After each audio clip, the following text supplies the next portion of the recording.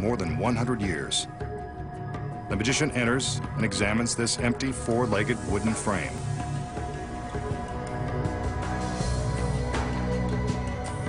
From the round top, he lowers a chain.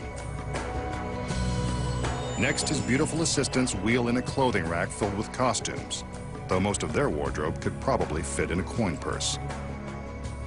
One of his assistants makes a selection, a suitably seductive two-piece number and a pair of heels.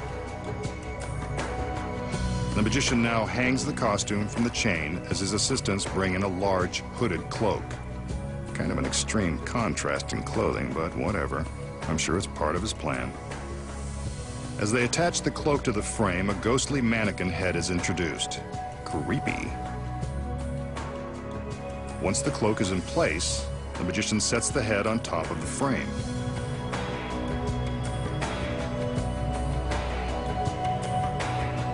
The cloak's hood is pulled up and over the head, and the assistants spin the entire frame.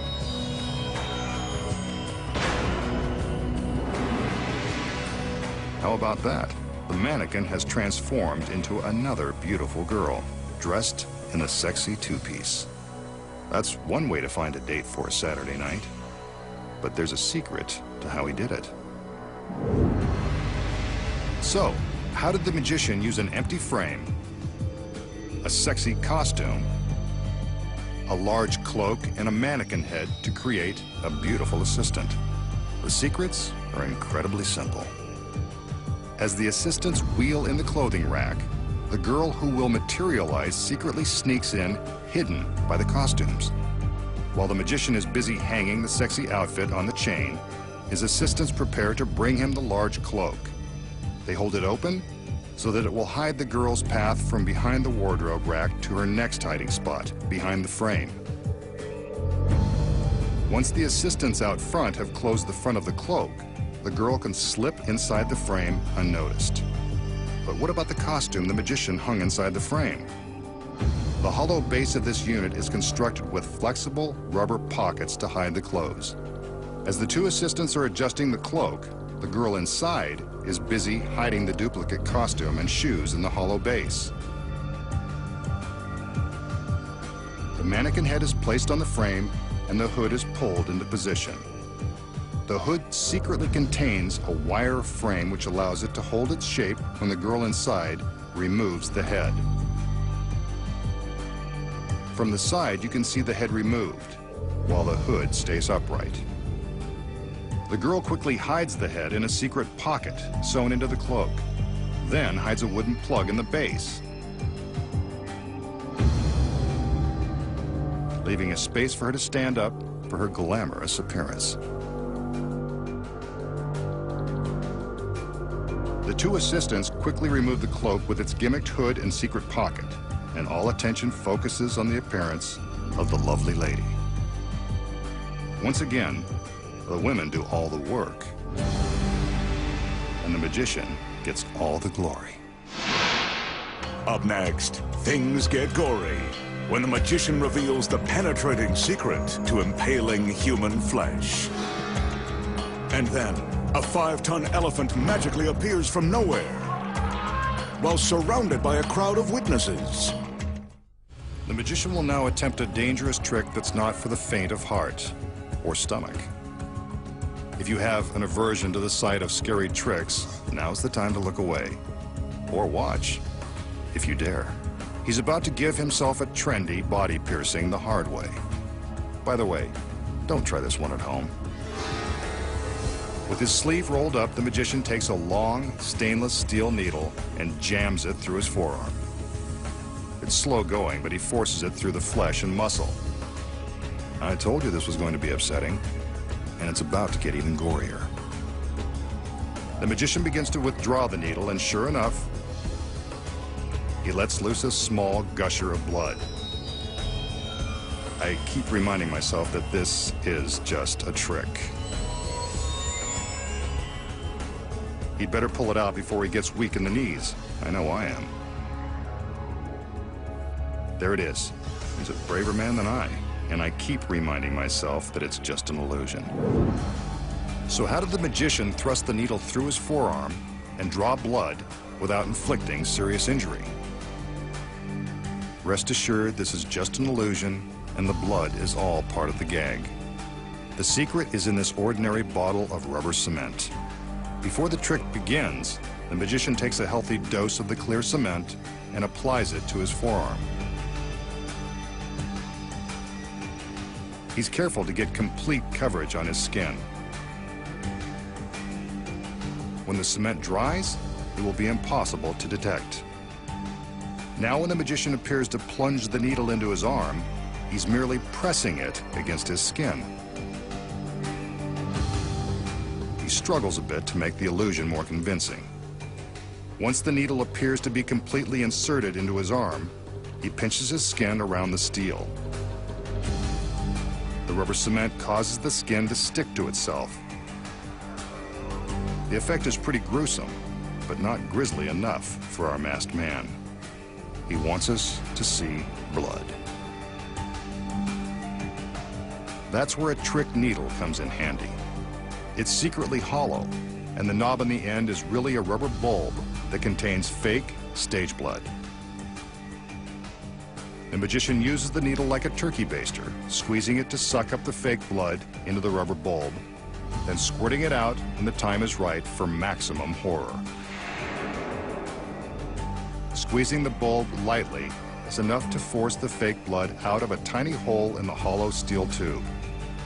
All he has to do now is withdraw the needle from the glued folds of his skin and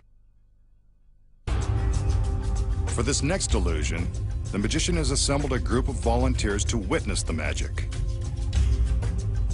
This one will be performed in a completely empty parking lot in broad daylight to eliminate any possibility of trapdoors, secret panels, mirrors, or other stage trickery. He arranges the witnesses in a circle around 2 large sheets. Like the Pied Piper, they follow him and do exactly what he says, taking their positions in a circle, completely surrounding the sheets. As we walk with him, we can see that the area around the circle of witnesses is completely clear and free from boxes, trucks, or other foreign objects. Except for the witnesses, the assistants, and the camera crew, no one is allowed in this secured lot. Now that the magician is pleased with the placement of his spectators and satisfied that we have seen 360 degrees, he's ready to make some magic. He gives some instructions to his assistants, commanding them to raise the larger of the 2 sheets. We can see that aside from some long poles that are sewn inside to hold it upright, the sheet does not appear to be gimmicked in any way. We continue our walk with the magician, seeing exactly what the witnesses see. Nothing unusual here, other than a man in a red shirt and a scary black mask. We've now walked to the other side of the sheet. There's nothing extraordinary to report here. The magician commands his assistants to bring in the sides of the sheet, forming a large 3-sided box. Now to close it up, he commands the smaller sheet to be raised to form the front of the box. Not much of a trick, but there it is, a big fabric box in the middle of a parking lot. Maybe he's not done. He tells his assistants to hang on firmly to the large sheets as they battle the wind. This is the high cost of doing a trick outside. One final command for the TV audience to keep our eyes on the box, and the magician prepares to reveal the results of his conjuring. Let's watch. What do you know? A 5-ton elephant. Where did he come from? He was definitely not on the witness list. The girls are impressed. Maybe the masked magician can do real magic after all. So how does the magician make the elephant appear from nowhere in the middle of the lot while encircled by spectators? It sounds impossible. It is. Here are the secrets. First off, let's start with the group of spectators. The secret here is they're all in on the trick. The magician has no trouble positioning them in a circle since they've been rehearsed. This 360-degree walk is designed to convince us that the parking lot is empty and free of wandering elephants. Next, the large sheet is raised. Again, we can see the surrounding parking lot appears empty, but appearances are deceiving. We know he had to be hiding somewhere in this vast, seemingly empty lot. But where? We've been looking at his hiding place the entire time. Don't you remember seeing it? You did. Constructed near a group of trees by the edge of the lot is a painted Hollywood backdrop and some fake trees. This is the elephant's hiding place. Sound far-fetched? It's true. And chances are, it fooled you. Even though this looks like a setup that a cartoon roadrunner might use to trick a wily coyote, it's actually an effective hiding place for the elephant and his trainer. No one would ever expect a real pachyderm could be stashed away behind some phony trees in the middle of a parking lot, completely undetected. But the farther away the camera travels, the more deceptive the phony setup looks. See it now? When you know it's there, it's much easier to spot. The trick is that you didn't see it the first time because you didn't know where to look. This continuous camera angle from the illusion is low and only shows the front side of the sheet.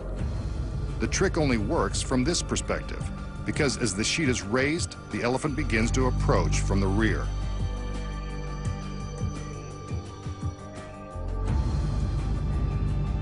From this high angle, you can see the elephant walking toward the sheet as the fabric box is being constructed.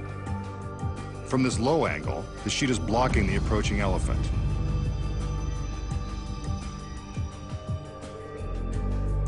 The paid witnesses step aside to allow the elephant and his trainers some room to sneak through the circle.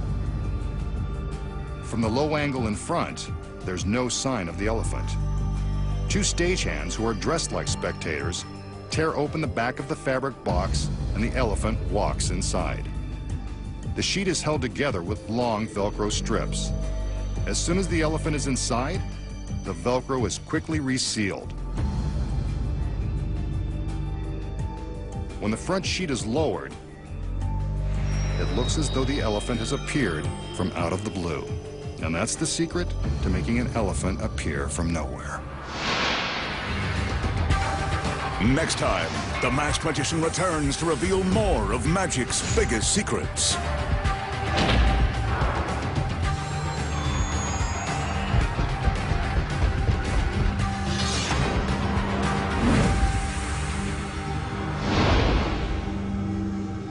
Next, and throughout the night here on ITV4, join Will and Dr. Magnus as their journey to save the planet continues.